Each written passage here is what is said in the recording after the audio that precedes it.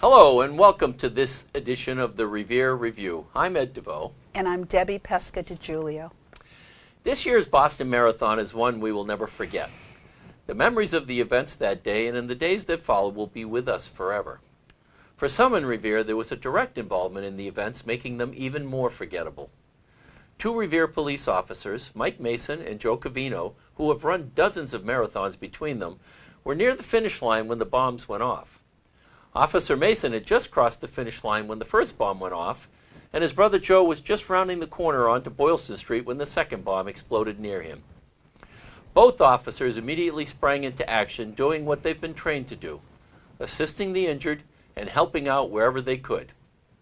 After treating the injured, Officer Mason, a bomb detection specialist, quickly made his way home to change into his uniform, grab his bomb-sniffing dog partner Walsh, and then headed back into the city to assist with bomb detection sweeps, and was later involved in clearing of an Ocean Ave condo that night.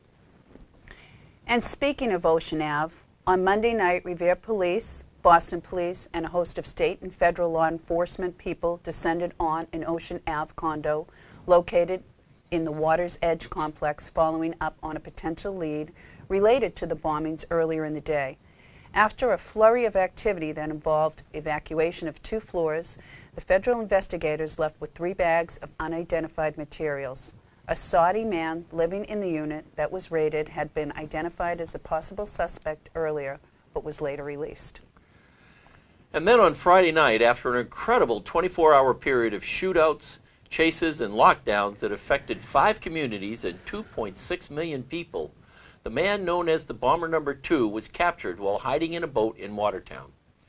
Bomber No. 1 was killed earlier in a shootout with the police. On the front line, participating in the capture, was Revere Police Chief Joe Caffarelli, who along with other members of the North Metro SWAT team actually boarded the boat, handcuffed the suspect, and removed him.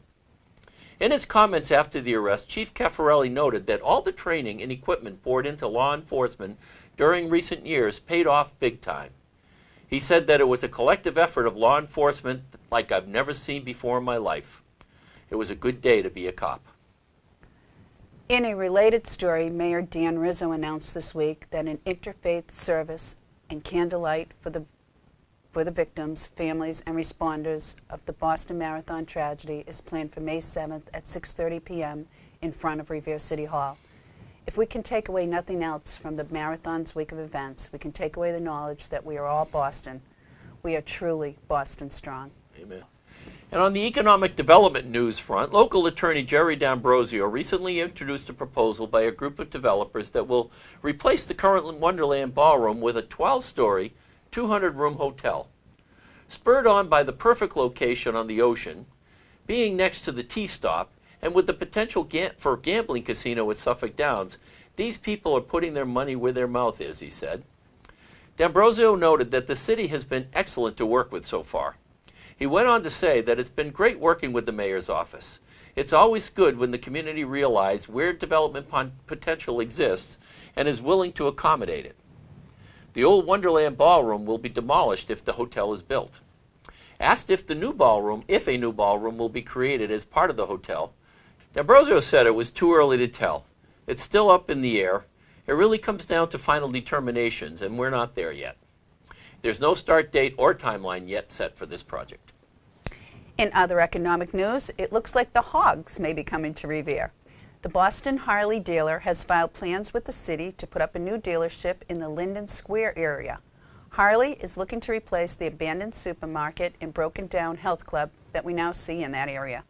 Attorney Jerry D'Ambrosio said the company will invest approximately $15 million in purchasing and refurbishing the existing buildings. They envision this being a dealership in Massachusetts that will be a home base and which will be one of the largest franchises in the United States, said D'Ambrosio. The city has been very receptive to this new development. A zoning change and a special permit approval from the City Council will be required before the project can proceed. City councilors have voiced some concerns over motorcycle noise and impacts to the area, but all seem to be in favor of the project. No dates or timetables for the project have been announced yet. Well, if you've been on Broadway recently, you've noticed a lot of machinery, and new street lights being installed. The street lights, which are fashioned after lights from an earlier era when gas lighting was used to illuminate the streets, are one of the first steps in the mayor's project to revitalize the look and feel of the Broadway Business District. Other work currently underway includes work on sidewalks and infrastructure upgrades to prepare the area for further developments as part of the revitalization initiative. The mayor, in recent comments, noted that he and Economic Development Director John Festa are continuing to work diligently with the Broadway Revitalization Advisory Group and is excited to see their plans starting to take shape.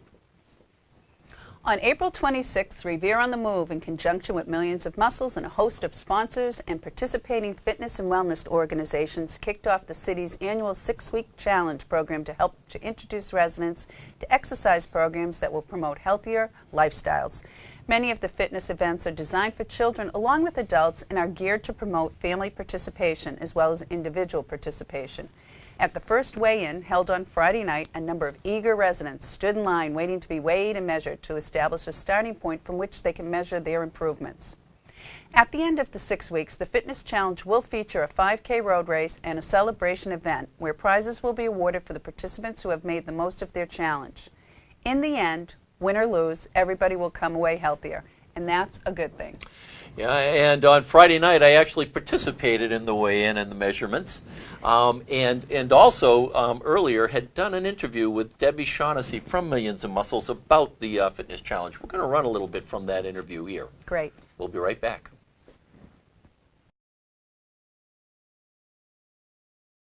Okay, it's Friday, April 26th, and we're here at the Revere Rec Center for the beginning of the sign-ins and the weigh-ins and the measurements and so forth associated with this year's Revere Fitness Challenge.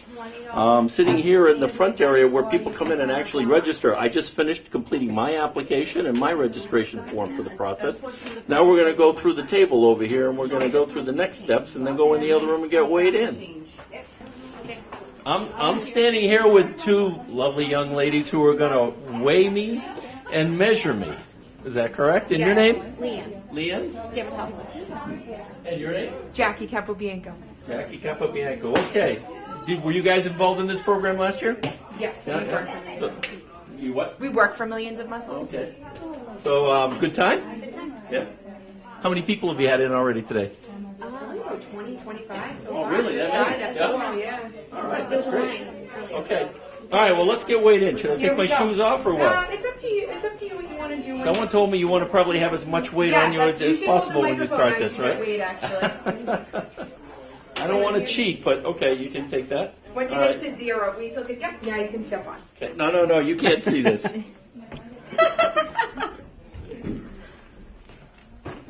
201. Oh my God. Okay, so it's official. 201 pounds. With my clothes on, it is. All right, so we just did this little measurement here. It's called an Omron. Yeah, Body and it fat. This is measures body your body fat. fat, yeah. Oh, okay. So I have, what, 32% body fat? Yes. So a third of my body is fat? Well, a little less. Little less. A little less. Well, 33 is a third, but yeah, but slightly less, yeah. Well, So in 6 so rounding weeks- up, third, okay. Yeah, so in 6 weeks, we'll redo waist, weight, and body fat, and we'll see how you did. So there you go. Now you know what shape I am not in. So And then in it's- 6 weeks, yeah. So and we'll see in 6 weeks what shape I hopefully am in. So given that, is that average, normal, above what the standard should be, or what? For your body fat? Yeah. I actually don't have the paper. It goes by your age, and after the end of the 6 weeks, I'll have that paper that will show you what you should be at. Well, because I'm older, then maybe I can have a little bit more. Yeah. No? Yeah, right. Doesn't work that way. No, it doesn't. Well, I'm looking forward to participating in the Oh, great. We're programs looking and forward getting to in having better you. shape by the end of the Awesome. 6 weeks. Thank you so nice to much. meet you. Okay. I'm standing here with Felicia Popolo, who just went in through the weigh-in and the measuring and all of that stuff, and I'm not going to ask you what the results were unless you want to tell us. The results? Well, actually, I did Millions of Muscles for a year, so I figured this is a jump start before I get back to. I still do a lot of working out, and I really enjoy it. So I figured it's a nice community thing. So I thought it was a great idea to start this too. The results are not bad, but they could be better. That's how we all say that. Yes. Yeah, well, good. Thank you very much, and Thank good you. luck. Thank you. I'm standing here with my friend Abby and Jackie. We're just wrapping up the first of 3 weigh-in, check-in, registration sessions. How'd it go? Awesome. We Yeah. had a lot of people. About 50, maybe 50, About 52 50, people, yeah. What were people's reactions as they were being weighed and taped? And Every time they were kind of funny, like, how old are you? Like, I have to tell you, and I'm like, well, yeah, it's okay, and then some people stepped on and said, oh, not so bad, and some people stepped on and said, oh, I'm horrified, but that's why they're here 6 I weeks. saw one woman closing her eyes. I wouldn't let her look. She was upset about her weight, and I wouldn't even let her look at her body fat, so. I understand. I was a little appalled when I saw mine. Yeah, well, that's why you're here, and in Yep. 6 weeks you should see a difference if you put the commitment and work out and try everything. I'm going to because it's on camera right now. I have to. Exactly. It's out now. All right. Well, thank you. Good luck with everything. Thank you so much. All right. Thank you so much. Looking forward to it. Thanks. Take care. Okay. All right. That does it for the first night. Woohoo! 6 weeks to go. We're on a roll. Welcome back. The classroom may not look the same if Dr. Dakin has his way. RHS has received a $450,000 grant from Nellie Mae Foundation to help implement and speed up innovative approaches to urban education. Superintendent Dakin has already begun an innovative project that currently exists in the Freshman Academy at the high school, where the traditional teacher model of lecturing in front of the classroom is obliterated with iPads, independent student investigation, and a flipped classroom. The ultimate goal is to make RHS such a laboratory for this that other districts and schools will want to come and take a look at what we did and what we are doing, said Dakin. Nellie Mae likes what we are doing now and wants us to continue doing it. The philosophy and groundwork have been set, and we're already pushing along with this. We'll let the grants funding mechanism catch up with us. I want to look at RHS in 4 years and say it's a model for the rest of the country. Nellie Mae believes we can do this, and they've given us a grant so that we can do it quicker. The trick will be getting teachers and students to let go of the traditional way of teaching and learning with teacher lecturing and students quietly listening. That sort of learning is becoming a relic of the past due to the rapid changes in information technology. Dakin said the change would have taken place whether Revere won the grant or not. They were headed in that direction anyway. Now, however, the school and Principal Garcia are guaranteed to be on the cusp of change. As much as a mechanic's job, a doctor's job, and even a farmer's job has changed by technology, it's only a matter of time before that kind of change happens for a teacher, said Dakin. We want to be on the forefront of this change rather than be on the back of it, for our kids' sake. That's Dr. Dakin. He's always on the forefront of change. I'll give him that. The Rumney Marsh Academy was thrilled to announce this week that Michael DiMarino has been named the Massachusetts recipient of the Patricia Bering Teacher of the Year Award. This award recognizes outstanding National History Day teachers.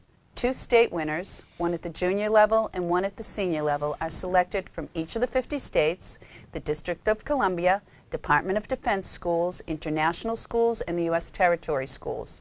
Mr. DiMarino won the honor for the junior level.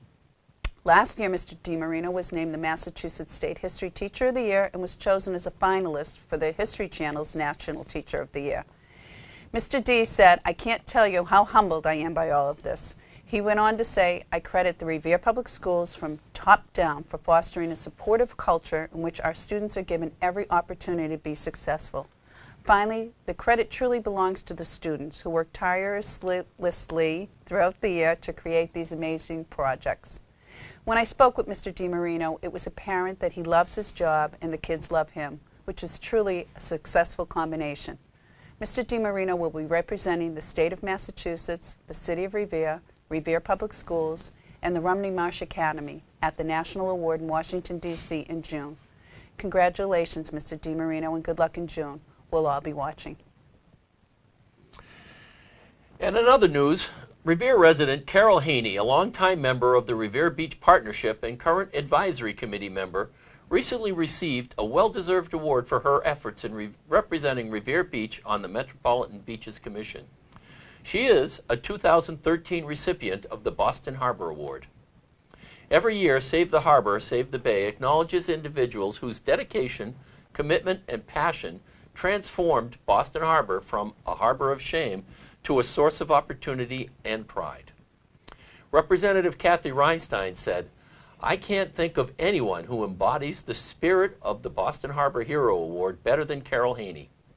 As a tireless and passionate champion of improving our beaches, Carol has devoted her energy to sustaining Revere Beach as a source of pride for our community, a place of recreation for its families, and a welcoming urban destination for all comers."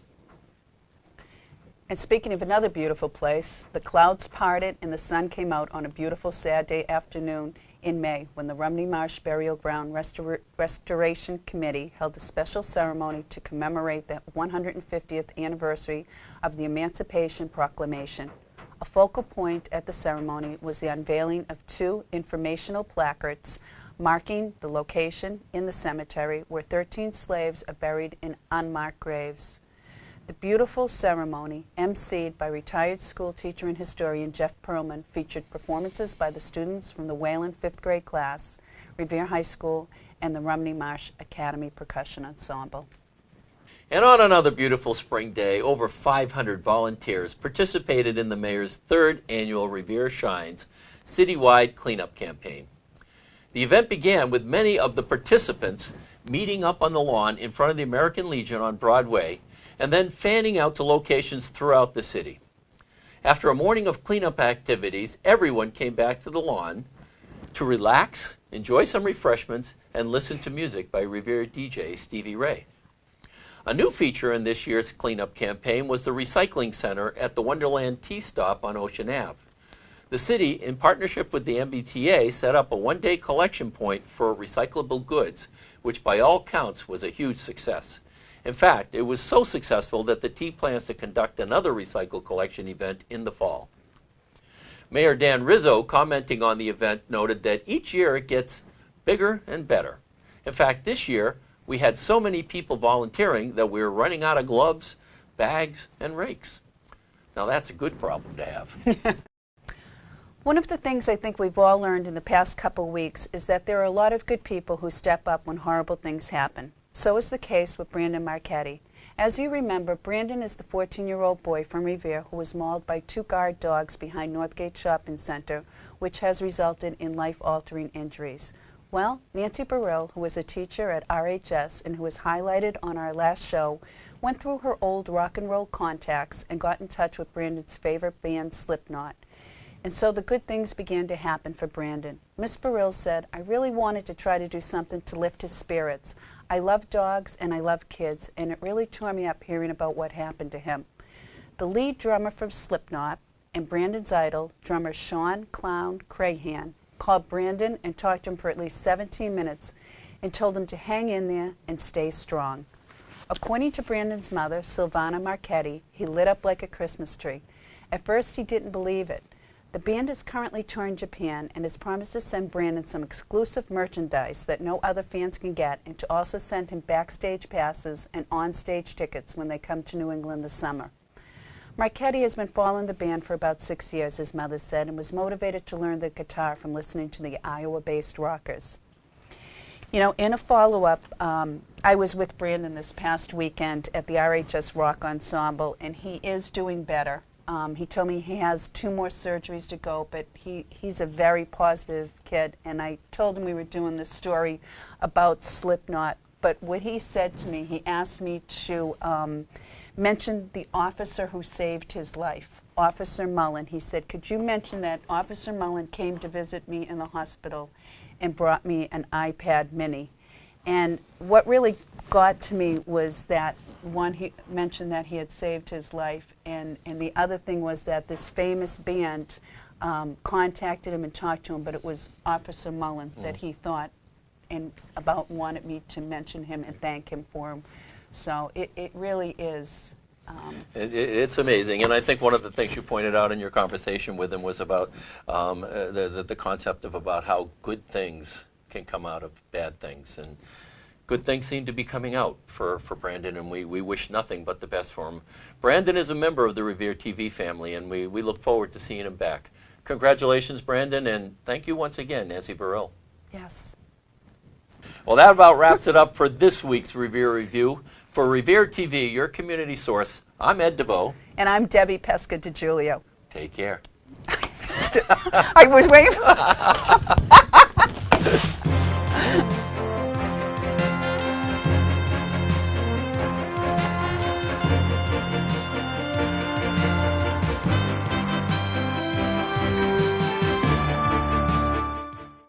Hello out there. My name is Morris Morris. I'm with the Revere Veterans Service, the Revere Allied Veterans Council, and the Revere Senior Center. And we're here to let you people out there know that we're going to have a telethon of The Wall That Heals on Sunday, May the 12th, 2013, from 12 p.m. to 3 p.m.